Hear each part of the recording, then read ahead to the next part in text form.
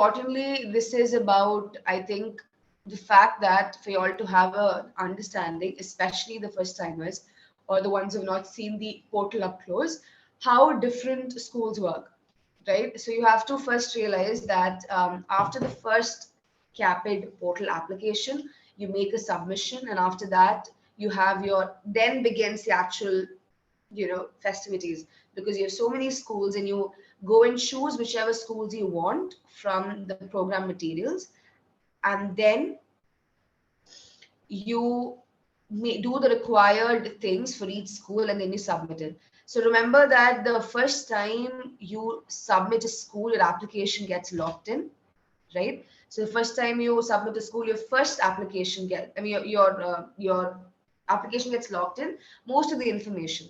So personal information, a few things here and there, you can make changes, but apart from that, your statement and all the experiences, everything gets completely locked in. Now, after this, you can also add new experiences, so keep that in mind. So imagine you're still trying to diversify your profile, and say, you got 2 3 more experiences, or say your visa status changed. All of this you can either I think your visa status you cannot change in CAPID, so in that case you'll have to let the school know. Otherwise, what you can do is add your experiences in the CAPID quadrant, that second or third quadrant. So keep adding things what you can, but apart from that, your application gets locked. So keep 2 things in mind as you update and diversify your profile. You have to remember that you keep updating it somewhere, right? Anywhere in your application. It can either be your experience section, which you can keep adding on. So that will be reflected in the upcoming schools, right? The new schools which you're applying to next will get to see that. Or and also you should update your CV. So imagine you get something very significant, someone who's not had US experience, or maybe you did a preceptorship or something like that, a game-changing update. If you have, you should feel more than free to email the school saying, I uploaded my CV in the program materials when I applied to your school, but now I have this, difference in my profile, and I would like to bring it to your notice, and email them your CV as well. So, and the third thing is, in your documents, right? If any of the supplemental answers that you're writing for the school, bring in that new experience there as well. So whatever you do in your diversification, all you need to remember is the school needs to know this. And when you email to the school, just something to keep in mind is try to not email them like every other 2 minutes. So try to, if you know that another 2 weeks you're going to have this much, experience or whatever, wait for that, sort of maybe round up everything together in email. Hi, Lina, welcome. Hi, Flynn. Hi, everyone. I can see there are too many people today and very few on camera. Yes, I've done my TED talk, but I'm just going to wait for the others to come. Okay, so yeah, so that is the first thing. And another thing that you guys should remember is that anything that I always say is whatever you find on the website of the school or the CAPID directory, you should believe completely, right? Like if they say, we only take permanent residents, or we only take people with a valid visas to stay in the US, yes, then know that that will be a deal breaker. Or if they say that they require a score of 100 for their TOEFL, then know that if you don't have 100, then it'll be considered to be an incomplete application. You might not get filtered into the next level itself. However, if there's something that is not mentioned on the portal, on CAPID directory or their website, and if you hear they prefer these people or they prefer this people, all I'm saying is take it with a pinch of salt.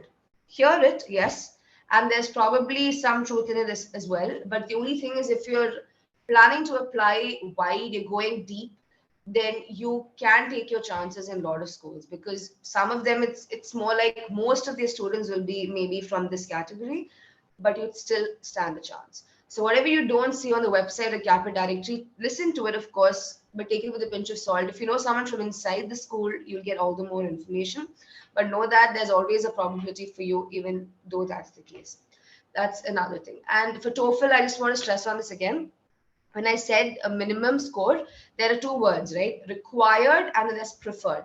So required is your cutoff. If they say they need 100, 100 is a cutoff or 100 is a requirement, you need to have 100. Or certain schools, like I think SIU will give you a section-wise requirement as well. Each section has to be this much. But the moment you see on their website, it's preferred. Like, we would prefer this much. Or if you get a higher score, it's more competitive. Those are not your deciding factors. Those are things where it should make you think, okay, maybe if these schools are important to me and if I have the time, I should try and maybe give my test again. But do not apply, because you only that cutoff is what you need to take as a deciding factor to not apply. Anything else is just something to push you to get better, right? Like if I have the time, then I will take the test again. I will do that again. If I've done my US volunteership, I have the time to prepare on the side. This is what is priority to me. Go ahead and do it. Because some schools do say that higher scores are competitive, which is true, because what will happen in those cases mostly is that if they have two very similar looking profiles and it comes into a tie position, right? They're like, what do we do? Those are cases where mostly in those schools your TOEFL score will come into play. So again, it's like a fine line. It's important, but do you not stand a chance just because you don't have a preferred TOEFL or a competitive score? No. So this is a very abstract process, unlike a lot, of what a lot of us think. So keep that in mind as well. Now, apart from this, also remember that a few schools have some specific requirements, like which you need to, we can talk how much we want in this, and you guys can listen to videos and all of that, but also from your side, you should do one round of research for all the schools you're applying to. Go read their website, go read their program directory, very important, because that's where you actually see, right in front of you, the words that they use, what they require. Always, I mean, asking friends and asking us and all of that helps, but always make sure that you have seen it yourself and have a proactive planning ahead. Like one school would be that you have to take care of is LLU, because LLU doesn't really completely accept ECE. So if you have ECE, then you will have to also send your original transcripts from your undergrad or your school from your home country. So you sending your transcripts will not suffice. If, for example, you're from India, then you will have to send your school will have to send your transcripts from their address, right, from India to the school, which becomes a long process. If you might be unable to reach out to the school, so think of that beforehand and let the school know, or manage it in a way that it will reach by the time you submit your application as well. So, but I think, yeah, but if you have West at LLU, you don't need the transcripts. However, last time there were some confusions, I remember, from last cycle. So I would still suggest that if you around the time of application, if you can just call and check, I think that'll be good. Just because last time I remember there was some practical confusions. But what they write on their website is ECE plus original transcripts from school or WES. So remember that. Remember that Western University is the only school that actually needs you to do WES. So if you're planning to apply to WU, then get your WES evaluation done. So these small things, if you check the Caapid directory website, you guys will get an idea. Do that because you're applying to a school. You need to know all of this. You need to gather points for your interview. When you talk to them, you need to know what is happening around them, in and around them. Reading some news articles on them, reading some, reading their website itself. They'll have newsletters, they'll have event calendars. You take a look at their event calendar itself, you'll know what is happening in the school, etc. Okay, so anyway, so I was just giving some background, some introduction for you. I know it's too much information, but just giving you some, background to begin with. So so now next we can probably just move on to supplemental questions or supplemental applications. Do you guys have any quick questions before that? Since you've been listening for a while, I'll take probably like 1 or 2 questions. Anything about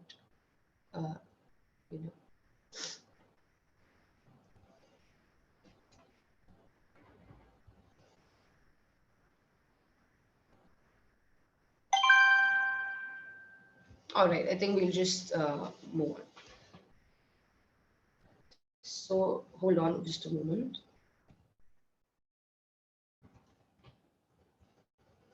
Okay, so for supplemental applications, So how do you prioritize where to apply to and when, right?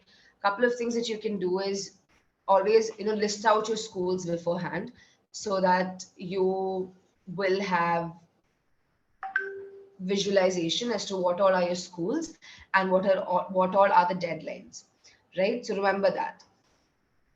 And apart from that, what you can do is not apart from that, after doing that, add the deadlines and also just write down maybe which schools do you have priority to and which schools are probably a few rolling basis schools, so that you know that these schools have more importance, and see which one stops first so you can go accordingly. Another thing that may come to your advantage is that certain schools just don't have questions in their application. They just have supplemental fees maybe or something like that, so you can just quickly finish them off by paying and applying and getting into their system.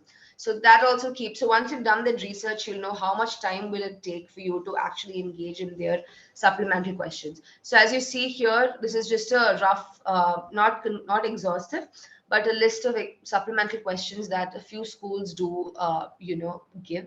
So you'll see that again out of supplementals, right? You need to see beforehand how much time do you have to give into what. Boston University, they close really late, right into the year. They are on rolling basis though, but they do close really late. And so what you need to realize is their questions are they have two questions, I think. If Nina, it's there at this, right? But they are very small questions. Their characters are really, really small. Like the tricky part for Boston is to try and get all your thoughts into, I don't know, like some 3 lines.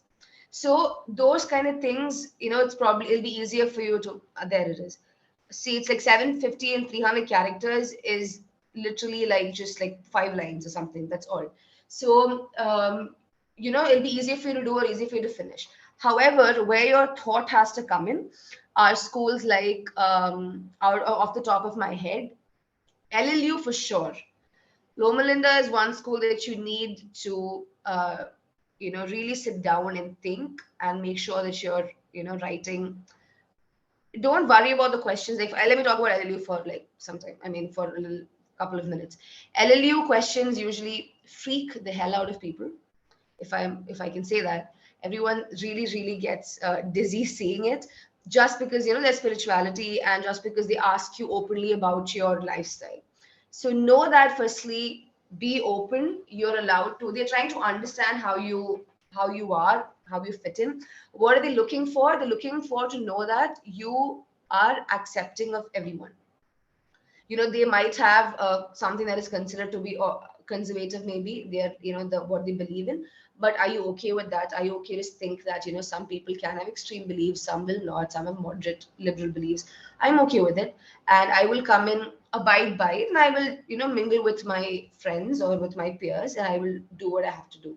So, and do you see goodness in what they do, right? They have a certain lifestyle, they have a certain belief system, a value system, which is mostly, if you take out religion from that, it's mostly directed towards well-being and wholesome health and all of it, and being kind and community service. So do you believe in that? Do you relate to that? Is what they're mainly looking at.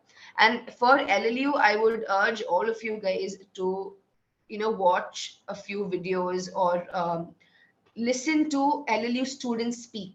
So for if you're coming on our channel, you will find at least 2 videos on LLU. I'm sure one recently being done with one of the LLU students herself. So if you listen to her video, you'll see that she actually gives very specific insights as to what happened, during the interview and during the writing process. So, and we also know from our experience of our own Caapid dentists, like, Lina, Nourah, Nikita, that the thing that works is you become candid.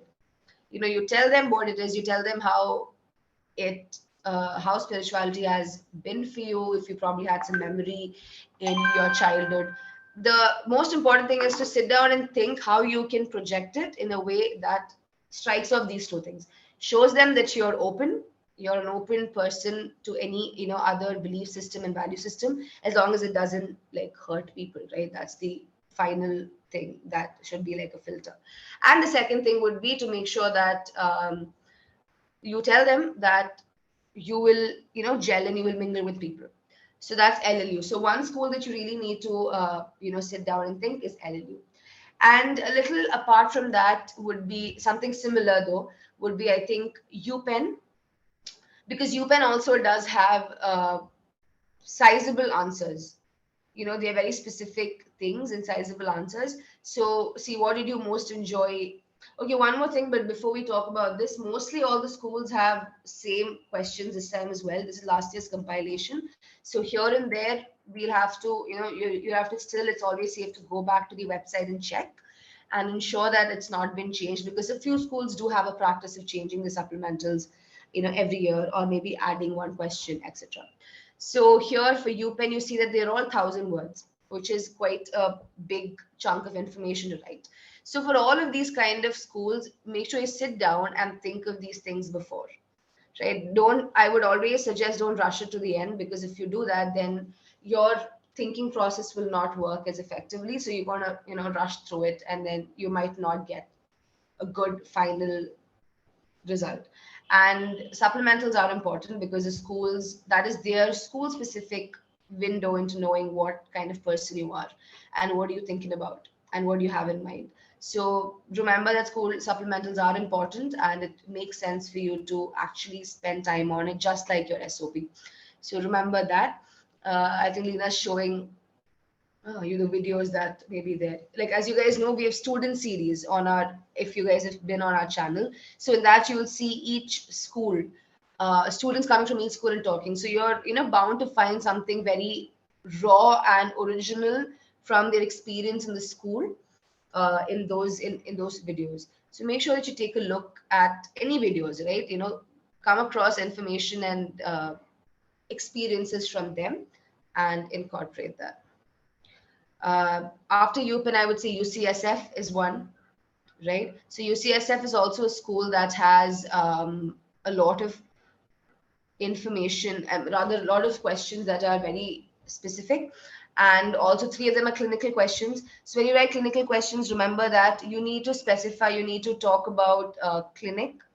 Your clinical, specificality, technical parts of the procedure, but also, when they ask you something like, if there's a clinical question and they ask you why it was a difficult procedure, or was it a difficult or challenging procedure, make sure you tell them why it was difficult or challenging. So that is also a qualitative aspect they want to hear, right? Why did you find this challenging, or why did you find this a little difficult, or why was it profound to you? So that should always come in your answers, and they're trying to understand what you're thinking at the end of the day, right? Bring in your most natural flavor to your answers, and bring just like your SOP, and try to make it as specific as you can. And then another, I think UCLA is 2 questions. They're not too big, but deep questions, like, greatest challenges you may face in the US, and define professionalism. So that is again something very unique that you can make if you sit down and think about it, instead of going very generic, if you give some time. Similarly for UNC, they have smaller questions, but lot of questions. So you have a variety of team leadership and variety of things that you can answer. So to sum it up, what I've been trying to say is that take a look at your school list, go into your list and see which ones have supplementals, which ones don't, and which ones will take time. Prioritize accordingly. You will know how much time you take to write, and do that accordingly. And then also check your dates and keep in touch. So some schools will close in, say, May, right? A few schools like Indiana and all will close in May. So those schools you try to finish off soon. The rolling basis schools try to finish off soon and go from there. So this is it. And Leena, do you want to add something to it before we, ask them to ask us questions or? Yeah, a few things. One thing is, whenever you are addressing supplemental questions, know that schools really want to know you. So the schools will only ask for that supplemental questions when they really want to know you, and the questions would be mostly about, your clinical expertise, about your professionalism, about your personality traits. You must have seen what Flynn has covered already. So they really want to know them. And there is a myth that school doesn't really go through the supplemental answers. but that's wrong, right? Like if the school is asking for supplemental questions, it's a sure fact that they'll, sit back and read all of your answers and try to combine them together and align them with your overall CAPID application. So sometimes I know like candidates, even I did that. So candidates want professional help and they kind of think in a zone that SOP is common to every school, but supplementals are not. So what we try to do is we'll take help for our SOP, and then we'll try to write everything in our supplemental application by ourselves. So that's wrong, because that's a quick check for admission committee to see your integrity, to see how honest you are. Have you written whole of your application and are you submitting the application on your behalf, right? So I would highly encourage, don't commit this mistake. If you have written your SOP by yourself, then yeah, go ahead and write your supplementals by yourself. So you'll see the writing styles will be common everywhere: active voice, passive voice, then how you kind of describe the experiences. Every writer has their own style, right? So if you have not, even if you have taken help for your letter of recommendations, something like that, so make sure your supplementals are not a repetitive version of any part of your application, right? And the writing style is similar throughout your application.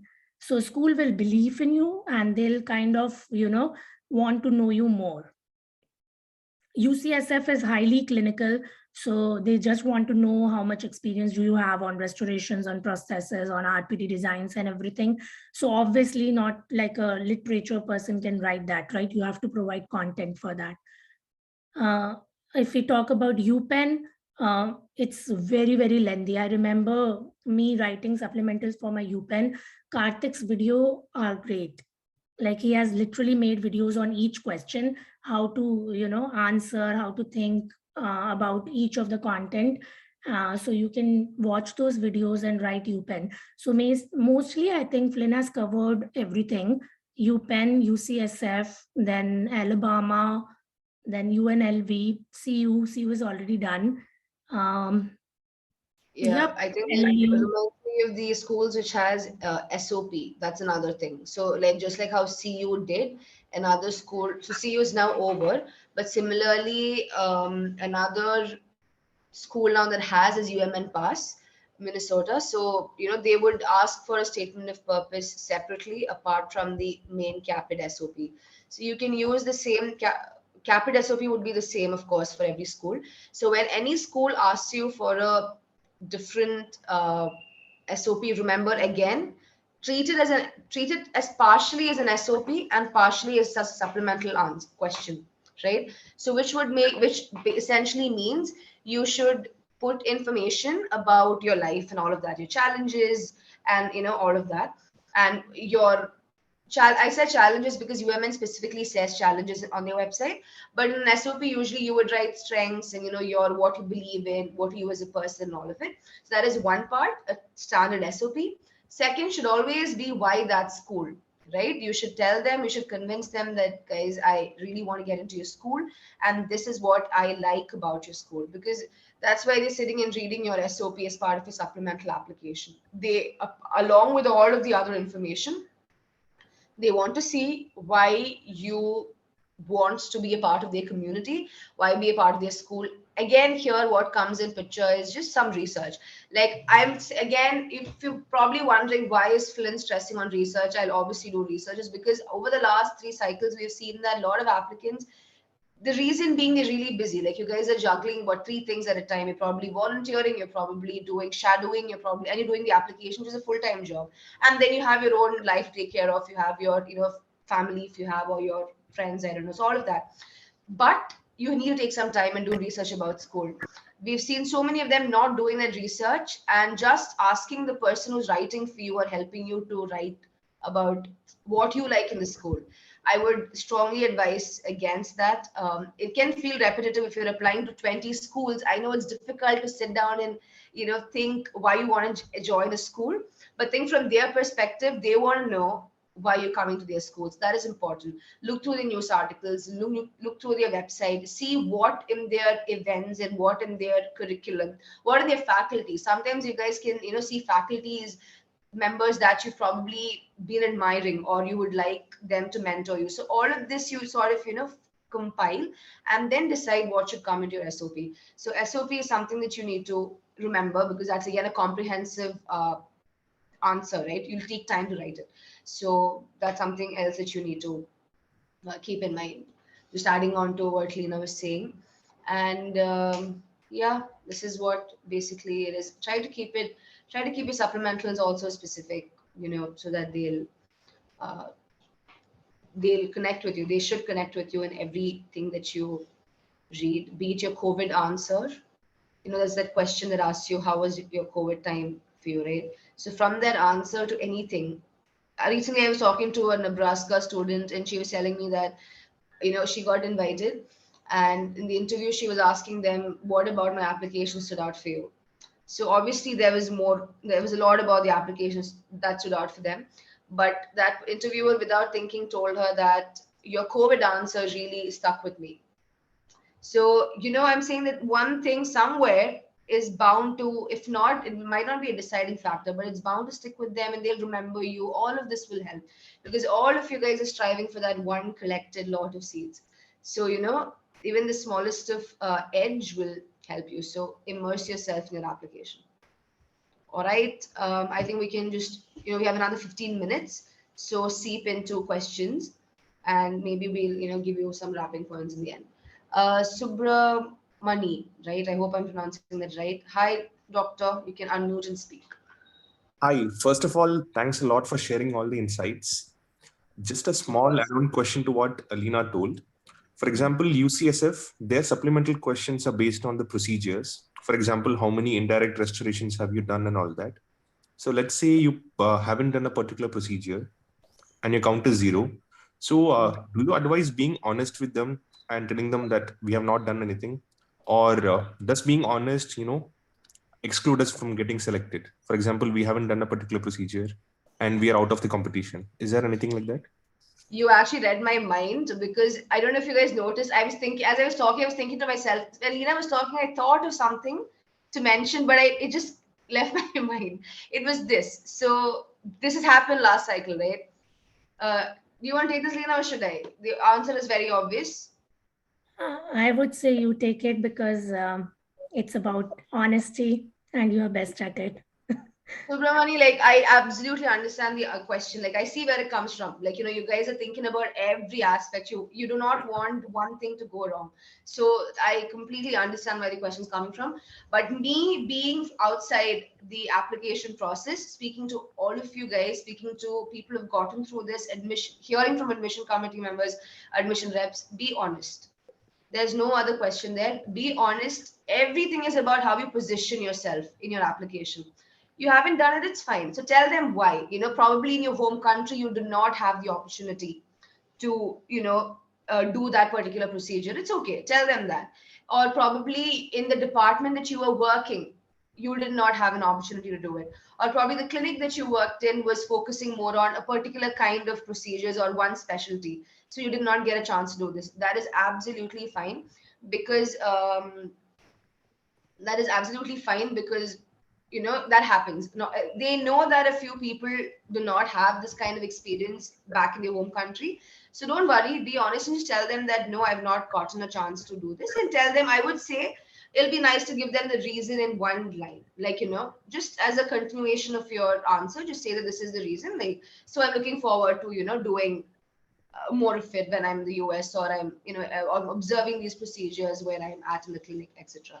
So any day, be honest, doctor, because firstly, that's the best thing to do because, you're otherwise, that's an unfair advantage that you all will get every time you guys are not being honest. And second thing is, it will help you in your application because the moment you, miss small details here and there, you might forget about it throughout your application, right? So you're bound to slip somewhere, which is not a great thing to happen because you have so many steps to go. You have supplemental application, then you interview also. If it's an open file, they'll know what you've written. So it's best to keep your story clean. I can tell you an example. It's not about this UCSF question, just a random example that just came to my mind. One, I was talking to an applicant who tweaked a little bit about their experience in their CV and their experience section. So there was a gap in some years. So they just, try to bring in a filler shadowing experience, something very common that a lot of people do. But what happened, unfortunately, for them is that in the interview when they went, I think this was UPenn or something, some open file interview, they took a look at their, CV and asked them about something about their timeline, like, when did you last shadow, or what did you do in this year? And this person completely blanked out. The reason being that it's not really from your actual story, right? So that the interview went really well, but that one particular point, we would never know if that's a reason why, like, she actually did not get a favorable result, but that will keep nagging you in the back of your head. Is that the reason why, I didn't get through? So always good to just go clean, and it's absolutely fine to not have everything when you come. Just like how it's okay to have a low GPA, all of it, right? It's in the past and you can't do anything about it. So just position it in a way that benefits you and tell them that you're open to anything and that you're ready to learn and ready to climb up. Just to add in, so UCSF interviews are also ethical based. So they are going to ask you ethical questions, right, to check how ethical you are. So it's always better that you are honest and, whatever integrity or principle you follow, reflect on that. And Subramani, just for your information, UCSF is very, very high on fresh graduates. So if you see the statistics from last year, 60% of their batch is fresh grad. So I hardly, feel that way, that if you are showing that you have no experience clinically, it really matters to them. It doesn't. So it's the thing that matters to them is honesty and how well you are, adaptive to learn. Sahana, you're right. Yeah, UCSF, I was just checking the doc, which is why we're not sending it to you guys, because it's not a complete compilation. It's just one of our, work in progress sheet that we had last year. This is just to give all of you all an insight into how many, because sometimes a few questions might change, but overall, this is the chunk of what will be there. For UCSF, last time they had a few separate questions. So the question about pride values and all that was still there last time, but clinical, there were 3 clinical questions and 3 generic questions. So yeah, but to your point, that is why we would rather not, share the doc to you guys, because it's not complete or exhaustive. It was just to give you all, especially the first timers, right, a visualization into how many questions, what kind of characters will be there, etc. All right. I wish if you guys could have come on camera and, I could have asked specific questions like how many of you possess master's degree or, NBDE attempts. So I could have actually helped you shortlisting few schools for yourself. But I can't really interact with you guys. Hi, Subramani, you're here. Nice to put a face to the name. Hi, Harasi. I'm not sure if I'm pronouncing any of your names right. Hey, Sahana. And I have this thing, like I really remember faces. In my webinar from Buffalo, there was this guy named Jenish. I'm not sure if he's still there today with us, but he randomly messaged me after 6 months. But I remember that, okay, who is he, right? So even if you want to reach out to us back for anything, it would be great to leave out your faces in our memory. Correct. So you can unmute and ask us. Okay, good. Hi, Jesse. We can see more faces now. That's nice. Hi, and Laura. Hi. I see. You turned on your camera a while back, but I was speaking. So, hi, Ashwin's iPhone. Hi. All right. So, yes. So, do you guys want to share like what is your hesitation in applying to few schools, or if you want school specific information, like you have multiple NBDE attempts, or you have low TOEFL score, or you are worried about interviews, anything? I see 3 hands raised. So Let's I see. think, yeah, Garima, you can go. I didn't see who went first. It was going randomly called. Garima, you can unmute and speak. I just wanted to know more about California schools because they are a bit confusing for me. I mean, I'm aware of the information that is given on the main page and Caapid directly, but there are like, I mean, with the USC and UCLA, what do they specifically want in a candidate? Because there are too many schools on my list right now. I'm trying to narrow them down. I do not have a master's. I have research experience, I have US experience, but I do not have a master's. All right.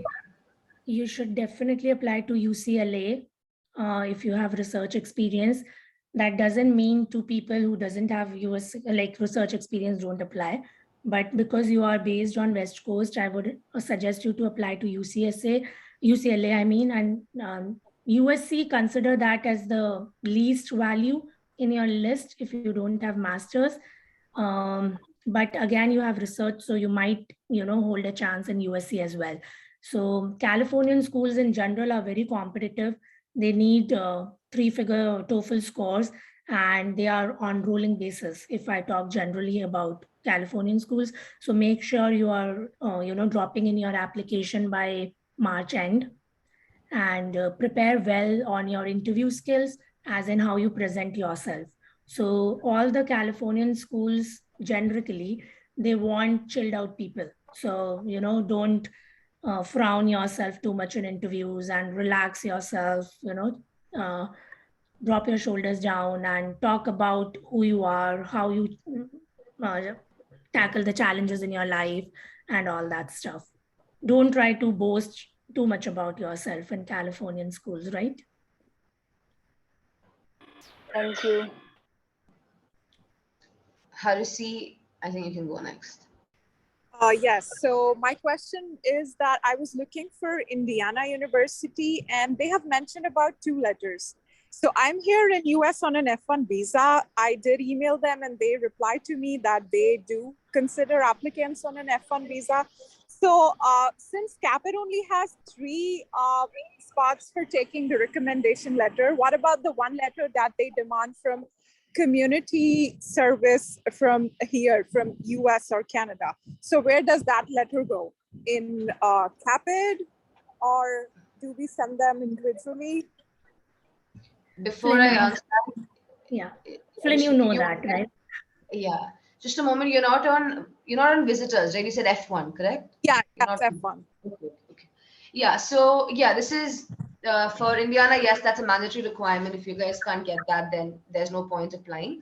Now, where do you upload it? You will have whichever school asks you for specific special LOR, know that it will be there in their program materials. So on Caapid, once you add the schools, and when you go into the schools tab, there'll be like sub tabs called home, questions, documents. So the schools that have the document tab, or sometimes it's on their main tab itself, you'll see if you scroll down an option to upload documents.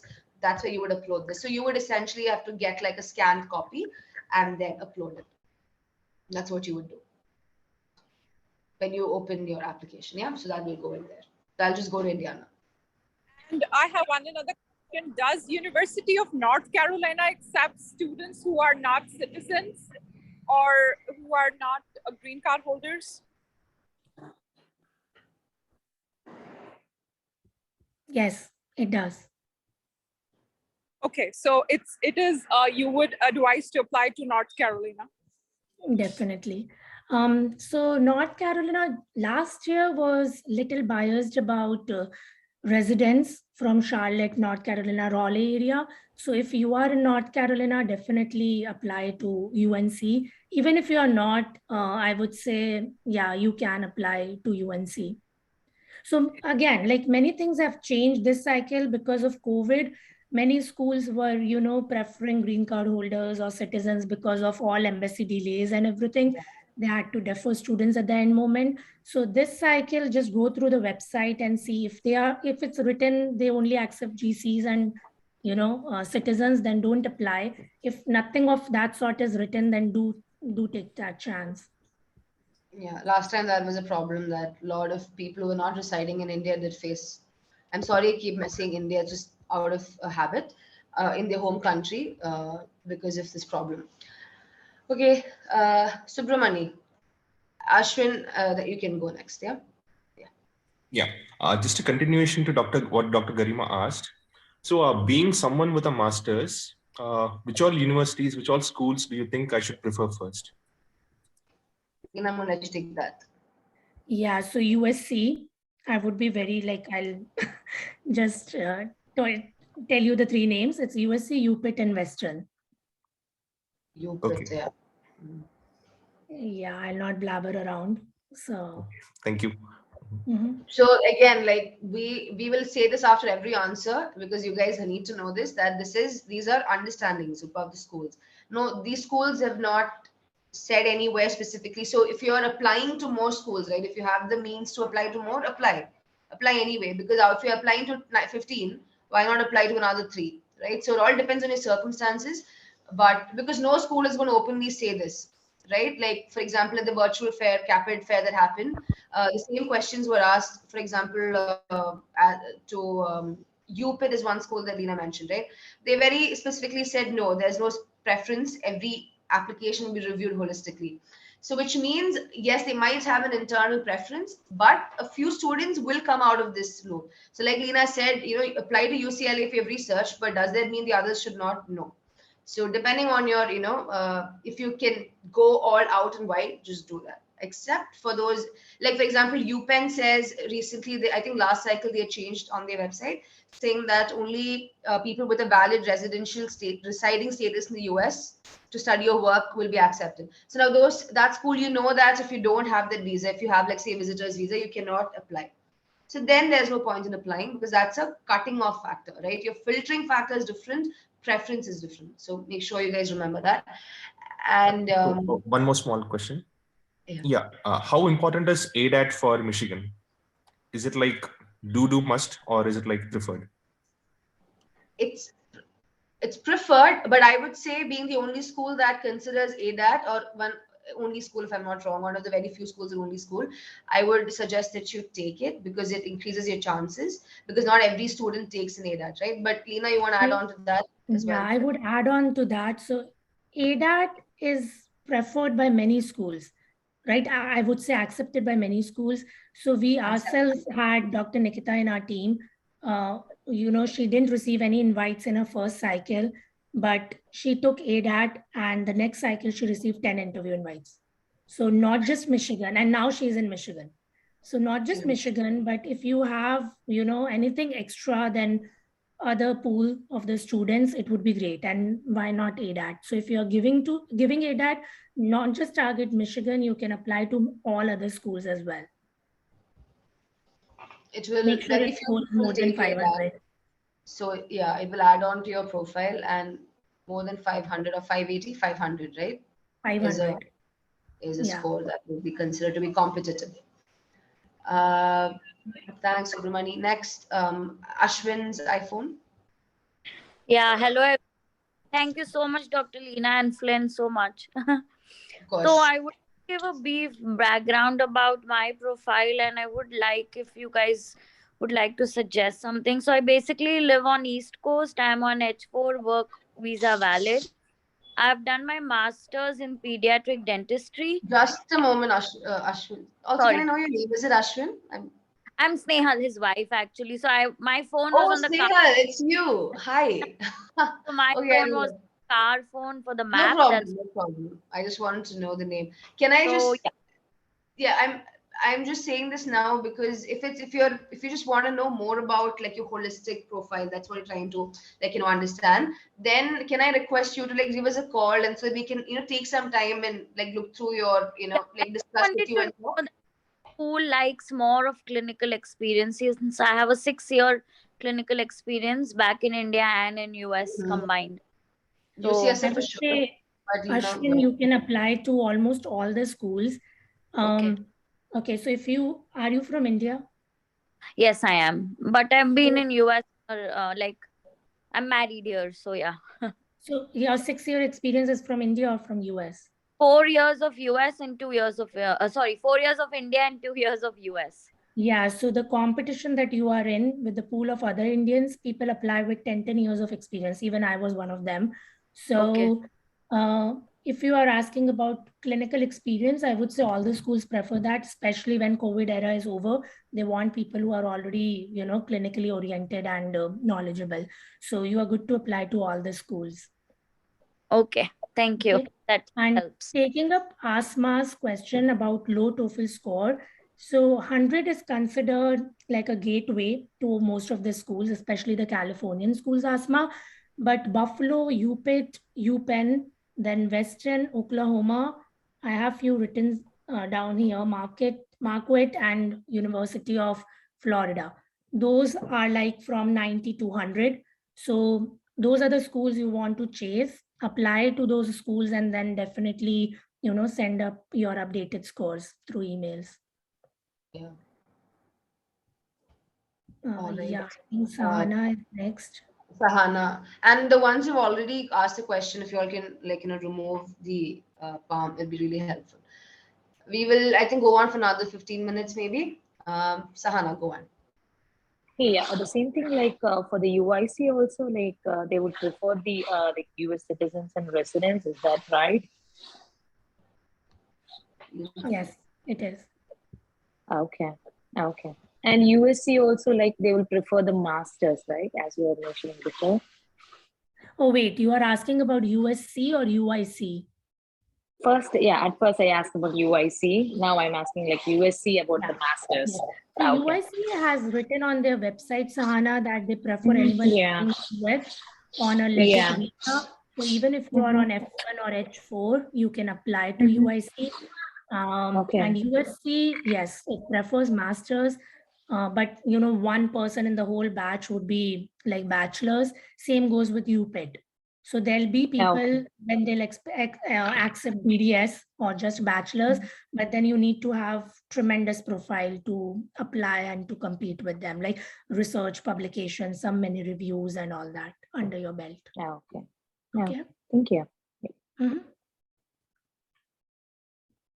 Who is next? Aditi Karthik, right? Hi, Leena. Am I audible? Who's that? Yes. Am I audible?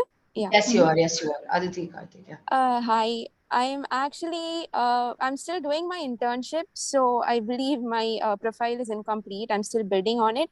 But I will be applying in 2023. So what schools should I apply to if I'm applying as a fresher with just 6 months of shadowing experience maybe? I will try for preceptorships. Everything is actually hypothetical. I'm sorry about that. But if I were to apply as a fresh graduate, which schools should I give preference to? So there are many, Aditi. So mostly all the schools have these seats, right? I'll make it clear for all of you. So generally, suppose let's take Buffalo, my school. So it has 26 seats. So out of 26, around 10 would be fresh graduates. Then 6 would be like 6 years of experience, right? Then 5 would be like 38 or 40 years of their age. And then other 5 would be just on basis of their location, like Syria or Brazil or Russia. So that is how diversity plays into all the schools, right? So I would say mostly UCSF was the one 2 years back who would prefer people with clinical experience, but COVID changed everything. All right, because they were not conducting bench tests during COVID. So they preferred fresh grads because it's easy to mentor fresh grads. It's easy to, unrepair the old mentoring. So I would say once you're ready, your profile is ready, you will be open to apply to many schools, at least 15, I would say. So you can definitely reach out to us and we'll be able to guide you more with your TOEFL scores and, publications and other stuff. Okay, Aditi is like already, so she's like already in touch with us. Yeah, I know. She's in India, right? Yes, from she's Chennai. That's why you have all the sunlight with you. She's in the same city as I am. Oh, okay, that's nice. Yeah. Yeah, Dr. Leena, okay. thank you so much. Sure. Aditi Desai, Dr. Aditi Desai.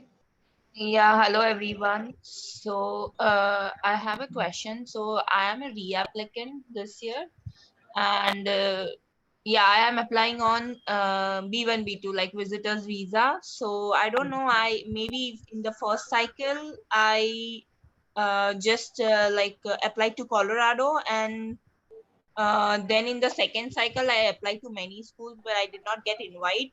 And again, I have applied to Colorado to this cycle. So I don't know, maybe like visa status matters a lot. I don't know. I feel stuck. Like what should I do? That's what I feel. And which school should I prefer being on visitors visa? Have you reached out to me personally, Aditi? That name sounds familiar to me. Do you know Yeah, we Shraddha? have talked, Dr. Leena. Oh, yeah. Okay. Yeah, I remember. I think when I applied in CU, you were also with me. Yes. Yeah. So I would say visitor visa is not at all a limitation. Our Buffalo class has 5 people who were on visitor visa from India. Even Nikita from our Caapid Simplified team went into Michigan from visitor visa this year. So there is something definitely messed up in your application, which is probably not going out right in front of the admission committee. So I would suggest you to take a step back and see, what's going wrong. And then we can definitely work together and sort that out for you. So do you see any specific schools when we are on like visitors visa, or like it's I just think you like... should go the other way, Aditi. I think you should just like reverse engineer, look for schools that do not accept anything apart from say green card, or say like, the schools that only take permanent visa, and then the others are all open to you. So I think that'll be an easier thing to do, right? Like for Yeah, a few like I schools, applied on visitor visa and I applied to almost 16 schools. So all the schools are open other than, UIC, Alabama, Tufts, who ask for GC. Yes. Then Nebraska is one, they want permanent. UPenn is one now. You can't apply on B1, B2. Columbia is also one of them, Lena. Yeah, Columbia. Yes. Columbia, Florida. So, Florida. such schools, keep those schools in mind. And even Indiana doesn't accept visitors is my memory. So weed out those schools from your list, apply to the others. Okay. Just to correct, Flynn, Indiana does accept visitors. I applied to that school, I remember. Okay, that's what I wasn't sure. That's why I said for my. I think you got confused with Nebraska. Nebraska doesn't, and Florida. Nebraska doesn't. Okay. Yeah. Definitely, like if I'm not planning for students visa, definitely taking ADAT would upgrade the profile, right? Like that's the thing. Again, that's a very specific question. Let us, actually we do a profile review for free, right, Flynn? Yeah, so you can just call us. Book a starter call on our website and, send us your documents or talk to us. We'll be able to guide you because I don't know what else is there in your profile, right? Probably you might not even need ADAT, Aditi. Yeah, I would definitely reach out to you. Definitely. Okay, we have 8 participants with raised hand. Let's make it quick. A rapid fire. Sahana, you're done already, right? Aditi, Sahana, Aditi is done. So Jesse, you want to go next? Hi. Thank you for the opportunity.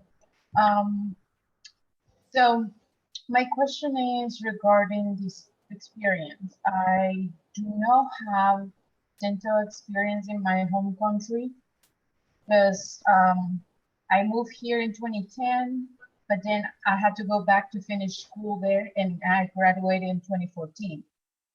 But at the same time, I was living here as a resident. So I have experience as a dental assistant for 6 years. And I want to know like which schools will value that experience over, dental experience in our home country.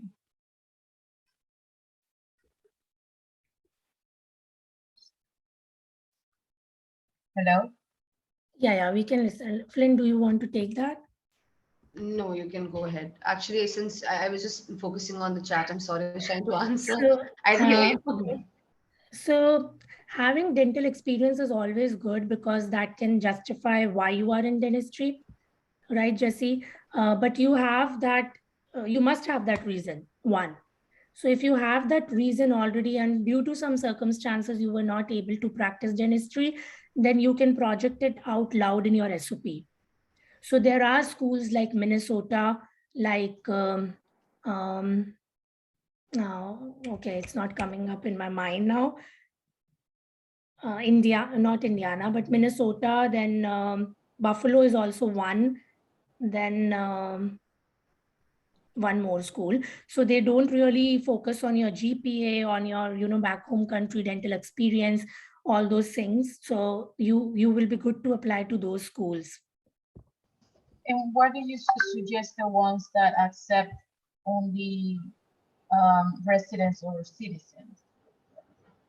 Oh yeah, so I think we shared that information, right? So UIC, Alabama, Iowa, Tufts, I can actually write that in chat. No, so you can take will it. That affect on anything? Like, I know that Tufts accepts only residents or citizens, but okay, but like I said, my experience is it's only as a dental assistant.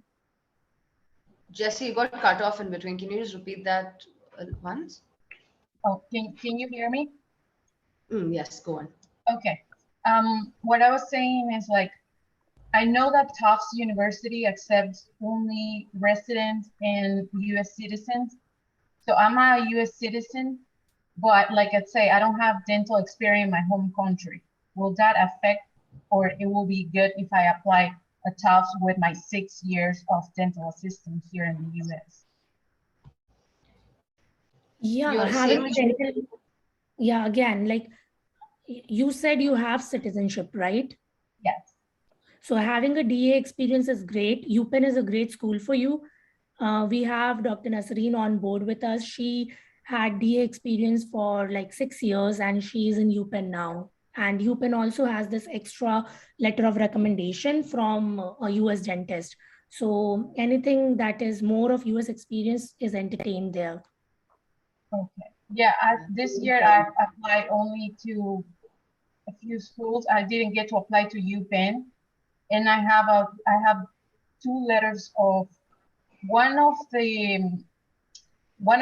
my boss, the dentist from here, and then I had another letter from a doctor who was a faculty at VCU, but I didn't get to apply to UPenn because of the TOEFL score. I didn't get that, so I missed the deadline. But do you think that if I can reuse the same letters of recommendation, will that help? Yes. If I apply to VC, Definitely. And the only advice I would give you to apply to UPenn is be early. It's on rolling basis, so don't apply late. Okay. Like they'll rather finish up the whole process by the deadline. I was thinking about April. Is April too late? That's good. That's April good. is good. April is okay. good. Thank you so much. Yep, Thanks. sure, Jen. Who is next? Flynn. I don't know, guys. I'm just gonna go randomly. Diana, hi. You want to go next? Hi, Diana. Hi, guys. Thank you very much for taking the time and guiding us. Thank you very much. And actually, my question, I have 2 questions. I will be very fast because also I saw too many people asking. I am not a new graduate, but actually I was thinking about UT San Antonio, and I saw in social media someone shares like they accept only new graduates no more than 5 years, like outside of the school. Is true, false? Actually, I don't know if it's true. Let me check that with our Caapid. Thank you. Some information we also need to just dive in a little bit. Yeah, because UT is not on Caapid, right? It's you have to apply separately. Yes. It's actually open now, right? It's going on right now. Yeah. February, So yeah. It's already. You said 5 years, right, Diana? Yeah, they mentioned, someone shared that, but actually it's UT San Antonio, but the address that shows in this screenshot shows different address, not the address that is, on Google about the UT San Antonio, but they mention people, graduates, people who graduate after maybe 5 years ago don't apply because we are not going to. That's wrong. I don't think that's true. Yeah. I suddenly remembered Satya, sorry, I took name, but there are few applicants who took help from Caapid Simplified last year. They got accepted at UT and they had 10 years of experience. Oh, thank you very much. The only thing much. with UT is half of their class size is Texas residents. So if you're not a Texas resident, so the person I'm talking about is not a Texas resident. He's from India on visitor visa, but still he got accepted. So you see what I'm trying to say, right? So you can apply to that school. Thank you very much. And my last question, please, about the thesis, is considered as research or no? The thesis like we do in the school. Mandatory school thesis? Yes. Is that one considered under research or? You mean under publication or research? Publication is published for sure. Yeah, no actually publication, but actually like investigation, like research. It will. So your PG research, you mean, right? Postgraduate research thesis? Yes. Yeah. Yeah, it will go under research, Diana. Thank you very much. Thank you for your time. Thank you. Sure, definitely. I see 6 hands now, and guys, let's stick to these 6 hands. I'm sorry. And then beyond that, if you guys have anything, definitely reach out to us, but we're already over time. So let's quickly go through these hands. HS. Hello. Hi, I have actually 2 questions. First is, if green card is in process, is it good to apply to those schools who say like, we only prefer permanent citizens? Because by the time the application accepts, we don't know like what will be our situation. So you can apply to those schools. The only thing is that you need to keep in mind is by the time they send you your interview invites or acceptance or bench, right, whatever that is, by that point of time you will have to have your card with you. So that process should end there. So you can, I guess it'll be like just try doing it. If you think that by this time you will get your card, go for it, apply. But by the end of that cycle period, by the time you get in, you need to have your card in place. So all of these, I think for virtual fair also, all of the schools were saying apply for sure, because the process will take some time, and in that time period, get your card in hand. And my second question is, there are few schools in the Caapid directory that say like, depending on the space available, the seats, like, is it good to apply to them? It's a gamble because we don't know. They are not telling us the seats and it's very unclear. So, I mean, the whole thing is a gamble. So if you, the whole thing is a gamble. So a few schools just have, like 2 seats, right? Or 5 seats. And you'd still apply to them. So going by that logic, again, it comes back to what you were saying. If you have the means and circumstances, and if you like that school, what they do, apply. Like, obviously your chances are less, probability decreases by a lot, but like, what's the harm is what I would say. Okay, thank you so much. Awesome. Okay, HS, I see okay, I'm gonna go with Syed, Sayeda. Okay, go next. Hi, am I audible? Yes, you are. Okay, thank you. My question is regarding GPA. I'm from India, and I know GPA is usually competitive, but my GPA is just 3.4. So are there certain universities that prefer higher GPA that I shouldn't waste my money on? Like, for instance, UPenn or Michigan, Columbia? So I will just quickly answer, then and Lena can add on. So the minimum GPA requirements that certain schools have are mostly in their 2s. Like, I don't think there's any 3-point minimum GPA requirements. Certain schools have 2-point requirements. Apart from that, again, it's the same thing. Like, if you ask any school, they're going to check your application holistically. What happened to you in the past in terms of your GPA is just unfortunate, or maybe you had circumstances, that's fine. But you need to first explain in your application what happened, tell them why, or, explain that your position in your SOP1. Secondly, the reason why they don't take your GPA into consideration a lot is because each school, they can't just tell you like minimum GPA, because every school grading is different and your academic process is different, so they won't let you compete against each other like that. But it's true that for certain schools, certain GPAs, meant to be more competitive. So in terms of your school, if you're in your country, you feel like you have lower GPA, the only thing to do is diversify your profile. Still apply, but diversify your profile and do more and show them they can do it. A few people resort to doing a master's or doing some sort of curriculum in the US just to show that they have the vigor to do that in the US, to go through a whole academic process in the US. So that's one option you have, or just diversify, have more and more experience, probably do a preceptorship, do research, something that suits you and your circumstances and your profile, and just show them that you can do it. That should suffice, Saida, because what happened has happened. So unless the school says, we will not take someone above this GPA, which I don't think 3.4 comes in that at all. I know a few schools like 2.65, 2.6 is something that a couple of schools say. But apart from that, no. So you should just go for it, explain, justify, diversify. Okay, thank you. Mm-hmm. I also had one more question. It is, so first we submit the application, and then after we get the interview, is the acceptance process based on the application again, or based on the interview more? Like what holds more weight? Interview. Your application is the first stage. Then you get interview invites. Then what they look at is your interview skills. Like that's why they're trying to talk to you, right? Find out what is different about you from that lot of people. So then what you talk in the interview and what you speak in the interview, what you tell them is what matters, or bench test, whatever comes next. So then what you're doing right then is what will count. Okay, right? Thank you so much. No problem. We're going to quickly go through the next three hands. HS is already done, right? If I'm not wrong. Yeah. Janki, you can go. Or I think Jyotirmay has been up for a while. Jyotirmay, you can go next. Oh, thank you so much. Hi, Flynn. Hi, Dr. Leena. How are you doing today? Oh, we are just seeing time and I'm so hungry.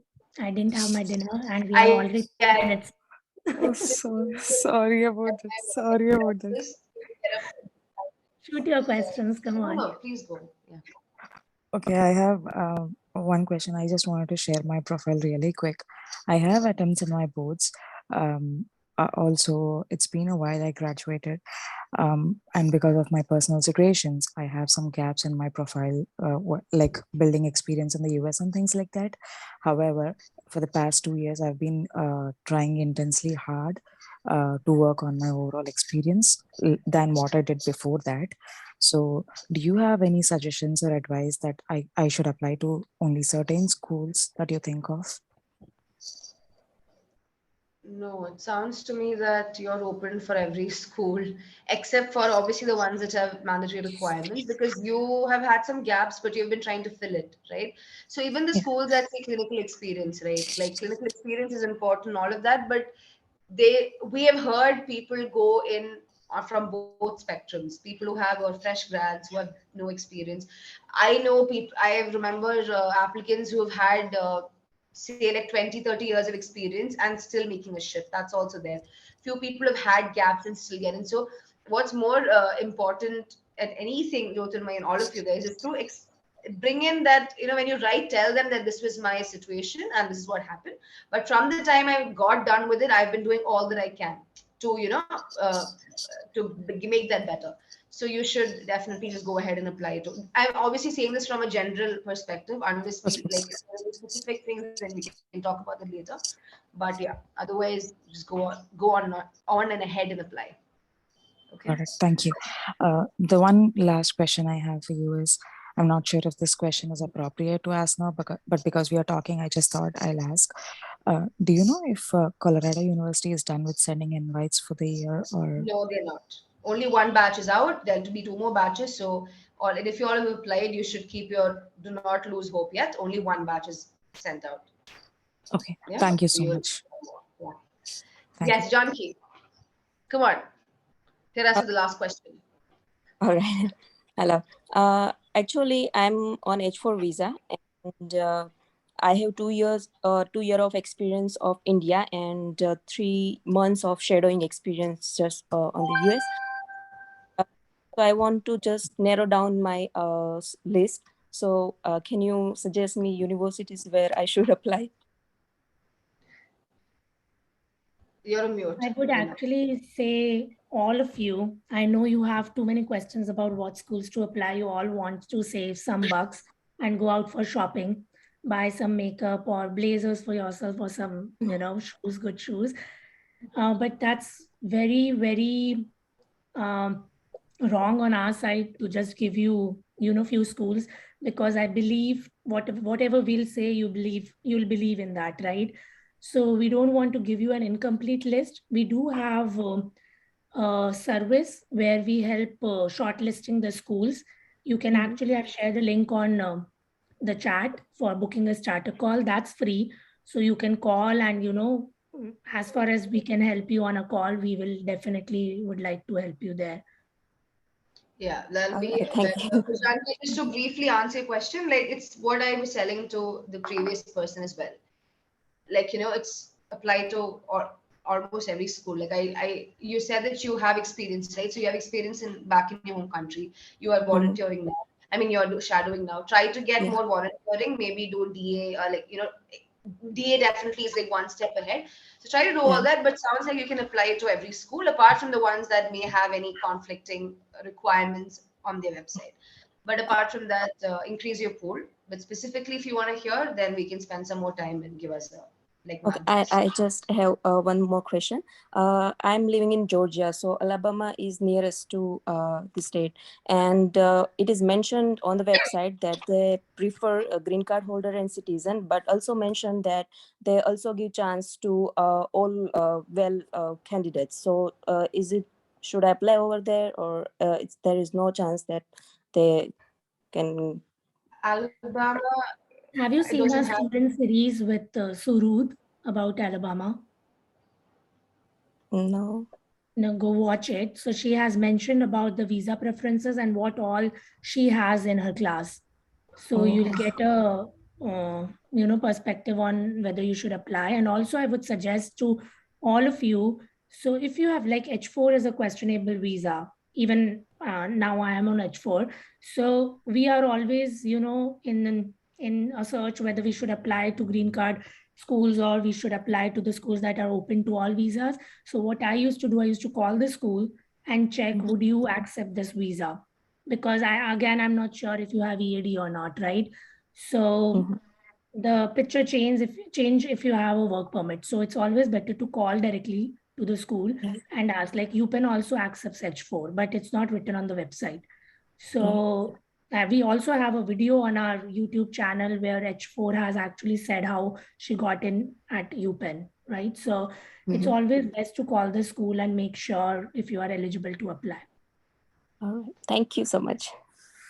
Sure, Janki. For some reason, Flynn, I feel like the common faces I'm seeing from all 4 weeks today, Yashashwini, Garima, Rashmika, they didn't ask any questions. So did you all ask all the questions in the first 3 weeks? Diana did. Yeah. I'm really stressed about the process. Everybody's stressed out. Trying to collect as much information as I can. Yeah, this was, I feel, was very brainstorming session. Not many people have this idea, but we have all these documents with us where we have, segregated schools on the basis of INBDE, TOEFL, visa status and everything. So, yeah, we're glad. We wouldn't say don't stress out because we know that you will tend to, and I know Lena she's been through this as well. Just that, you guys are still, this is good time. You still have the time to do research to, because April application is still good. So there's still time, and just make sure that you have someone to talk to, right? And we can be there if you want to. You can give us a call that actually, like, I'm serious. If you want to, shortlist or whatever, if you want to discuss a little bit, we talk to a lot of dentists. But if you want, just give us a call. We'll take it from there. And apart from that, just make sure that you have a support system. Just keep talking and just keep researching, keep applying. This will end soon and you'll be in school. So that is the goal. See, Lena is in, I remember we were discussing, I think last year about, she called us to, sort of brainstorm about LLU supplemental questions. But I should tell you, where was she when she called me? She was talking to me about LLU. She was in Las Vegas. So this is the thing. You need to, just make sure that you give yourself a break as well. So she was there, but see, 1 year now, she, along with us when we heard the good news that she got into school. So you will get there. It'll take some time for some of you. Some of you will happen fast, but just believe in yourself and apply to as many schools as you can. I think this is a good way for you to increase your probability. Like if you're applying to a lot of schools, don't try to save a few. A very general thing to say, okay? Don't save a few bucks by avoiding a couple of schools. But if you have your situations, then of course go by that. And yeah, it's gonna happen. And you guys are in this good time. It's not like, do not stress out yet because you will stress out another 2 months or 1 month. So now save your breath. For that stress management, I've actually made a video for you all. I'll try to launch it before our Caapid cycle starts with a psychologist who will probably help you on how to manage the stress. So do check out that video. And also, just to add to what Flynn said, so I never took Caapid seriously. I was like, okay, I believe in myself and my application is it looks good. My profile is good. So if school wants me, they'll take me in. If they don't, then forget it. I'm good any which ways, right? Like in the last workshop, I told you, dentistry is not something that defines me, right? So you all have a personality apart from dentistry with you. Keep on building on that. And that's what school committee also wants. Don't fake anything, just be yourself, be genuine, believe in yourself, embrace your journey. It will be visible through your eyes to the committee. So, yep, that would be suggestion. It was really, really fun spending my weekends with you from for whole of the February month. It was really good to know you. I hope someone of you get into Buffalo soon. If you need any help specific to that school, let me know. Yep, and then we'll probably party together. All right, guys. Thank you. Thank you so much, guys. And we'll meet again sometime. And reach out, and email has been put in this. If you have any doubts, or also if you want to hear something new from us, that also you can let us know. So we'll try and curate something for you. Okay. Okay. Have a nice night, morning, afternoon. Bye, guys. Thank you so much. Have a good night. Thank you.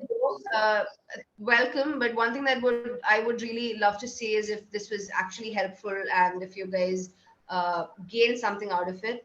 If you can drop a review on our Facebook page, that would be really helpful. Genuinely, just because this will help others to gain. Or you guys know how it is, right? You want to know whom you can trust. So if you think that we are worthy of someone's trust, or if it helps you, then drop like a review on a Facebook page because it really helps others to make a decision. So that would be super helpful for us. And yeah, you can just go to our page and click on the review tab. Lena, if you have the link, you can drop it here. So yeah, that's one thing that would be nice if y'all can do. Thank you.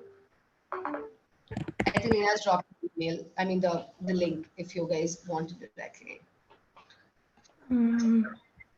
It will take some time for me to actually log in and. Okay, just a moment. I can help with that. Yeah. HS. So this was our last workshop in the sprint for the Caapid application. We really want to meet you all again and again and over again and help you. That's why we arranged, all this long sprint. But yeah, I think we'll meet you again for interviews. Colorado is up there and we'll try to help you as much as possible. Okay, that is dropped. Sorry for keeping you waiting. Thanks. All right. Yeah, thanks for actually waiting. So, yeah, we would love to know your reviews and any which ways we can improve ourselves. That would also help. Yes. You can drop us an email, tell us now, or just let us know on our chat, on Telegram, or wherever. Suraj, I know he was coming in and out. I don't know how much he attended, but I'm so sorry for your internet connection, Suraj. Email And it IDs. feels to me like you're trying to turn on your camera, but nothing is coming up, Suraj. I'm not sure if that's the case. And yeah, guys, like in all the workshops, we have switch on your cameras because I really remember faces. Like even Flynn does, right? How she's bringing up examples from last year's and other applicants. That's because she has met everyone. So it's really good to know. And finally, you all have to look presentable, right? You are I was all telling them before you came that it will, at the end of the day, think that it'll help with your interview. If you interview, you need to be able to sit and exactly manage this. In the last workshop, I came out after working out and I was looking horrible. But yeah, you should always make sure you are presentable in Zoom interviews. Mostly, I think 30% of schools will conduct Zoom interviews even now, but the bench would be in person. So a lot of interviews virtual. Right. Okay, guys. Looks like I hope. Looks like you guys want to spend the rest of your day night with us. Is that the case? Okay. Bye-bye, guys. Go. Bye. Buck up your Caapid application and all the best. Thank you so much. Thank you. Thank you.